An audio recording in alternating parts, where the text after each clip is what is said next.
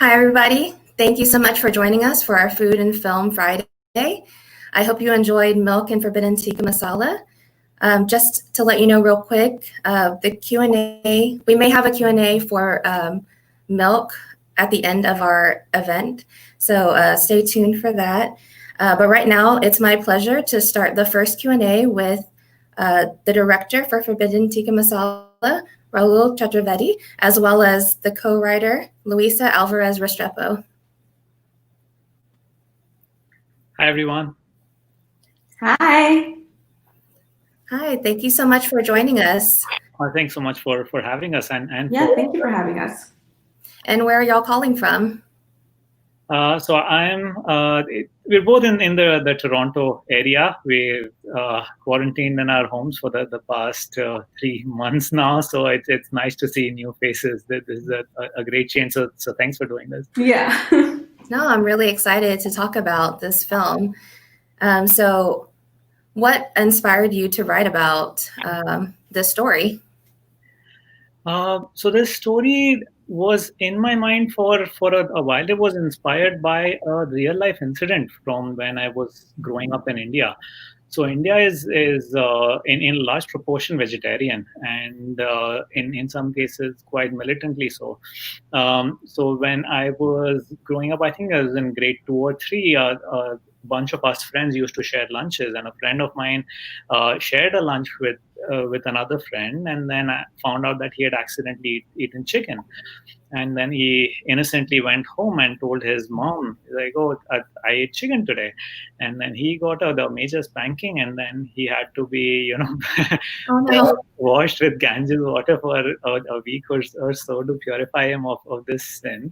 And even as a child, the absurdity of this incident always stayed with me, because the person hadn't, done it deliberately. It was just an honest mistake, and he had honestly confessed about it.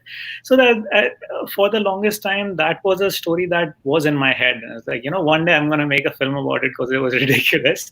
The other part came from now, like, having moved to a foreign country and seeing my parents getting old, but even around me, my aunts and my uncles and my friends' parents, they're all getting to this age where retirement is kicking in. And at our age, we believe that people older than us, they've figured life out, and they've they know what they're doing. And then at this age, you start seeing that they're as clueless as everyone else. And this is a time of great insecurity, indecision, not knowing what they're going to do with their lives next. So those ideas sort of came together in my mind, where I was like, okay, what if this person who was unsure of what she's doing next in life does something taboo and finds out that it's the best thing that she's ever tasted. And sort of the irony of it always stayed in my mind. It took me a while to find the end for it. So for the longest time, it was a silly idea in my mind, where this woman who's militantly vegetarian and very, very much against eating meat, she eats it, and then she becomes an addict, and then she becomes a poultry farm owner, and she starts a chicken farm. She leaves home and starts a chicken farm and leaves her family forever. And that was a crazy idea that I pitched to people, and they're like, "Don't make this film, it's stupid." and that's because it was a silly idea. But then when this other idea of finding a purpose in life came together, and once I found the end, I was like, okay, this is a proper story that I could tell. Then the one of the first people I pitched it was my partner. So she's my writing partner, but also my fiance Luisa, and we. Then we figured out the scenes and then sort of the physical comedy, and she's great with coming up with the comedic elements of this, and that's how it sort of came together. Luisa, do you have any recollections from the time? Yeah, I mean, obviously the story very much came from Rahul's experiences growing up, and then it was easier for me because I am not Indian, and so like to kind of like come in and like find maybe spots where like there could be comedy that could be cross-cultural, because some of it obviously made a lot of sense to Rahul because it was from his culture. So I was able to like just help to make it more accessible and, make the comedy, more cross-cultural. No, that's great. And I really think that it definitely spoke across the board, because even though I have certain people that have certain dietary preferences, it's not necessarily religious. It could be because they're allergic, or they actually are going on a diet, and so you have to be very mindful of that whenever you're serving them. So it definitely struck a chord with me, especially whenever after our festival, we always do committee evening meals. And so we always have to go, okay, who can eat this? Who can eat that? And we all raise our hands and make it really collective. I want to kind of circle back a little bit to what you said in that how your friend experienced a stigma for admitting that he had eaten it. In the film, the main character, when her husband and son walk into her with this smorgasbord of chicken, the son was kind of like taken aback a little bit, but the dad was just kind of like, oh, I guess that's how it is. What made you write that kind of sort of reaction versus the other spectrum? Like, I can't believe you did this. I think I also wanted to normalize the Indian male character that in a lot of Western films is shown always as a grouch, but and of course our dads are grouchy, but not all of them are violent, or and a lot of these films have a risk of turning towards exploitatory, where you're always you're showing only one side of the male, where you're like, of course if the woman just because this person is South Asian, and it is a patriarchal culture, which means he'll start getting mad and throwing things and start beating her up, and I'd seen too many films like those, and this abused mother and drunk father narrative, I'd seen too much to bring it in, especially because that is not a reality for a lot of people in my in my surroundings. So in our surroundings, when oppression happens through the patriarchy, those are microaggressions. So those are like if the mom has done something that she likes, she'll ignore it and walk away. If she's expressed an interest in something, you'll disregard it and say you're no good at this. It'll be small things that slowly eke away at someone's confidence, but it won't be a crazy reaction. So that is something I wanted to test with, because I'd seen this violent reaction a lot, but I was like, okay, what if it's a quiet reaction where this person is definitely thinks that he's really woke and he's one of the better husbands out there, because he doesn't beat his wife up, or he actually listens to her. He thinks he's really progressive because he can actually propose the idea that they may have to go to a psychiatrist. But he's not ready to see that he's part of the problem. He's also, one of those cliched husbands who's actually oppressing his wife only at a small degree. So it's like, okay, instead of, having a big reaction, why not have a muted one where he sits around and he's, trying to propose this idea, maybe something's wrong, let's go to a psychiatrist. Mm-hmm. And thankfully at screenings, it's played well, where it always gets a laugh. So I'm happy that's worked out. Luisa?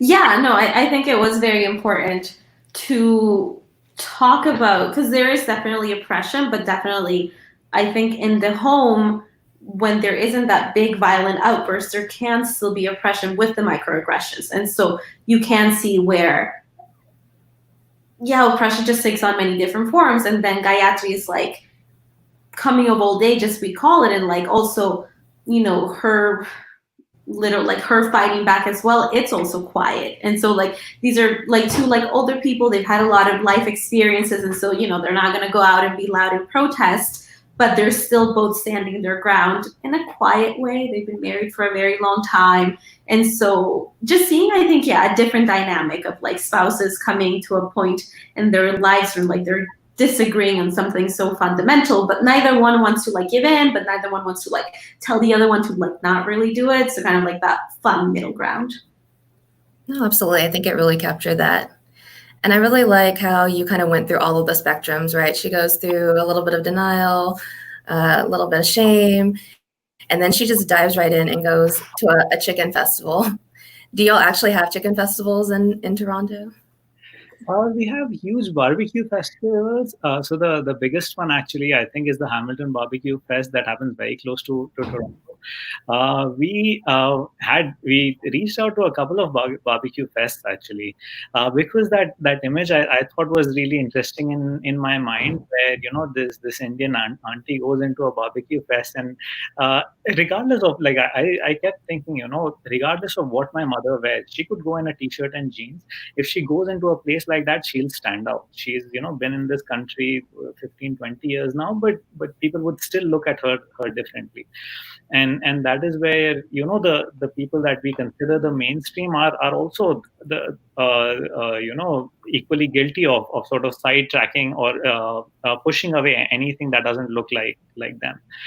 So that's why I felt that would be a good place to explore. Eventually, the shooting actually happened at a farmer's market close to us, because the city that we shot in, I live in the city of Brampton, and huge thanks to their support. But they said, okay, you can do it in our farmers market so long as you have the right signage. And then it turned out pretty fun. Like we got a pretty big Sunday morning crowd for free. So that looked like a pretty big production value. But all of those people were actually shoppers. Yeah, free extras are always nice. Well, that's great. And so I'm going to touch on the little poultry farmer twist that you had a little bit. So one of my thoughts was that the story really had such robust characters that it felt a little, still there's parts of it that were kind of untold, and that it could actually be expanded into like a feature-length film. Did you have other thoughts about, revisiting this arc and these characters? So when I wrote it, it wasn't in my mind. I thought that this was a very contained story. Something wonderful happened when the film went out to the public, and for that I'd also like to thank Happy Fest, because you were one of the first festivals that showed our film, and the first international award actually that we got, that gave us a lot of encouragement. But when we showed it to places, we got a lot of love, and people started saying that, hey, this character is unlike anything I've seen before. I'd like to watch her for 2 hours. Can you make this for 2 hours? So that was one great inspiration to feel that someone that you wrote about, because production takes a while, and someone that you wrote about 2 years ago is now still enjoyable to people, and they want to see more of her. That gradually, I think for the past 6 months or so, I'd been working on the idea with a co-writer, and we've started writing it now. There's been some producer interest. Actually that is what I'm doing in the lockdown. I'm writing pages of the feature, and it's turning out into a wonderful story. It's a much larger story now, and Gayatri is now going on a cross-country road trip, going to every food festival. Oh, that's awesome. Yeah, and I'm having a ton of fun. I think it would be a great story if it gets made, and we're keeping our fingers crossed. Again, thank you for the support, and we are looking for more support from the community, just so we have the encouragement, and we can show to the funders out there that there is an audience for stories like this. You can put a 60-year-old Indian woman in a salwar kameez on screen, and people will come to watch it. Luisa, do you have any thoughts? Yeah, I think it's so hard to come up with shorts, because you have to create like a concise story where, like, for 15 minutes, what you show on screen, like, it's believable and people believe it. And so, as Rahul said, when we created it, we're like, yeah, this is the story, that's it. But as we went to screenings, the feedback from the audience members was like, oh, that reminded me of like my mom, my auntie, like, I want to know what happens next. I want to see this and that. And so, it was very exciting for us to be like, this is great. Because, like, you're identifying with someone that has a different cultural background than you, just it's a different age, but like you can see yourself or someone you love in that character, and you want to see more. And so then we got thinking about it, just because it's not, as Rahul said, the most obvious, starring character for some things. Like, she is older, she has an accent, and a lot of the films that you see aren't showing that. So it was great for us to see that as like someone is interested in seeing that. And so exploring her story, just because, for me, as I said, I'm not of Indian background, but, my parents are still immigrants to the country. And so it was also still seeing like, someone that's a little bit different standing out. And it reminded me of my grandma and my mom. And so it's great to see that other people from different cultures as well wanted to see this story. And so it was encouraging. And Rahul's working on a script right now. So, we hope it can happen. Because, it's just been, and the support as well, thank you so much, has been just a really big driving force behind us, just like really trying to get this out there and like finding producers and funders and everything. I'd like to just pitch in with a couple. So people started, after screening, people started coming to me and pitching me ideas on what the next thing should be. So one person was like, this should turn into a TV show where this auntie goes everywhere and she does like a man versus food now. And she just goes around the country. Just completely embraces all things chicken. And someone else was like, oh, this should turn into a show where she, I don't know, goes skydiving in one episode and like, dog sledding in another one. I'm like, I mean, she's retired. She could totally do that. So, again, it's always nice when characters you've created, make a get into people's hearts and they start thinking about it. But it also, gave us the encouragement that, this mother character that, is so important in Asian culture. I think people do care about seeing their stories now. Absolutely. So I can't not talk about the food portion of this film, since we are doing a food film event. So do you have any recommendations as far as tikka masala recipes? Have y'all made tikka masala before that you could share with the audience? Or successful attempts? So I don't think I've followed so I don't like to follow recipes, that's the thing. So like I just like Googled online for like what are the ingredients and then just like threw it all together. Because I am trying to get better at Indian cooking, but the main thing, which like so I'm Colombian and we don't really fry off our spices, but the main thing that I learned was that you have to like heat up the oil a lot, and then like that's when you throw in like the cumin seed and like the black pepper, like the actual peppercorn. All those aromatics. Yeah, and so because for us, like we use cumin and everything, but like it's never the seed, it's just ground cumin, and then like you throw it into the stew once it's been cooking. But like that is what I have learned, that like for Indian cooking, like you really, to get the flavor, you gotta like fry off the spices. And it was also terrifying the first time I did it because the oil was too hot, and so the peppercorn started to jump out of the pan. But that's just been, the best thing. And every time I watch the short or even think about it, I think about the scene where she's eating that food, and I like want to go for Indian food so badly. So I don't have a recipe to share, only that I learned that you have to fry up the spices first, and it makes a huge difference. I can't speak about chicken tikka masala. I am vegetarian. So that thing really came from my life, where nothing that was living or planning to live, and that is why while writing, I would also ask my friends, hey, I'm writing this about me. Does meat taste like that? Can you eat it like that? So I did need food consultants, but in a different manner. Among dishes, I'd recommend, lentil soup or dal. That's really easy to make, and you can throw it into a cooker, and in like 15 minutes you have really nice soup ready. It's one of the easiest things to make. Rahul's dal recipe, sorry, it's the greatest dal I've ever had. You throw like the lentils into a pot, yellow lentils with a little bit of water, and then some turmeric, sugar, and salt, right? And then I don't know, for like 10 minutes, and then when it's almost ready, then you fry off the cumin seeds, mustard seeds, right, and then chili, and then until the cumin, I think, starts to pop, and then you just like throw that on top of the lentils and you mix it around. It's the simplest thing ever, but it's the greatest, and like it's so nice and thick, and then you add a little bit of lemon juice or orange juice for like a sweet acidity, and it's incredible. Like I can already smell it. Yeah. That sounds so delicious. Well, so I know that you're working, now you're trying to expand the Forbidden Tikka Masala story arc, but what other upcoming projects are you working on right now?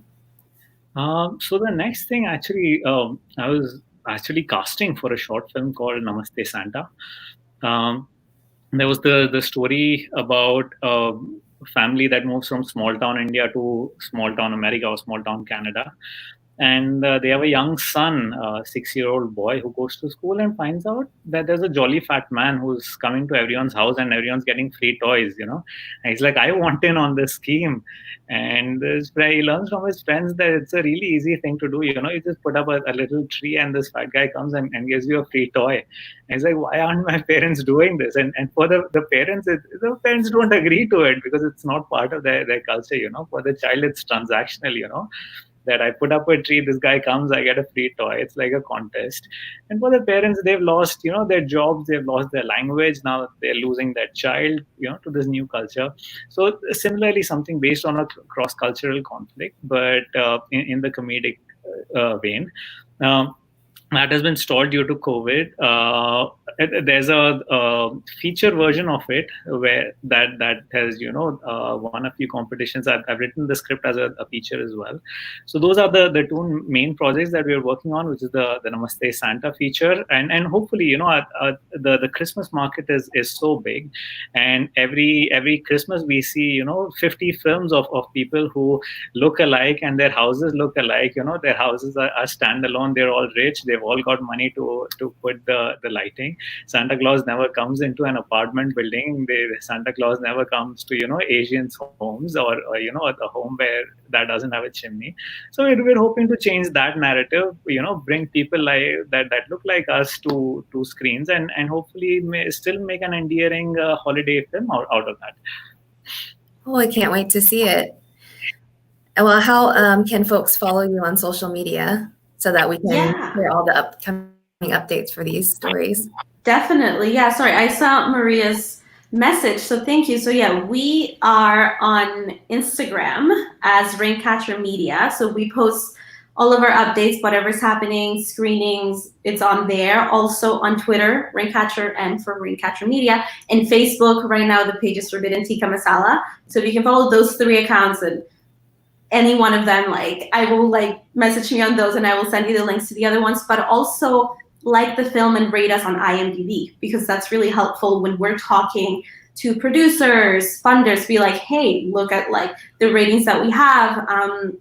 You can rate us, leave a review on Facebook as well, just to be like, I enjoyed the film. This is, what I liked about it. I'd love to see more, because we've heard from audiences in person, but then it's really great to have something to be able to show producers to be like, look, these are all the people all over the world that love the film and they want to see more. So yeah, you could just honestly follow us on social and IMDb. IMDb is actually really important. So yeah, that'd be great.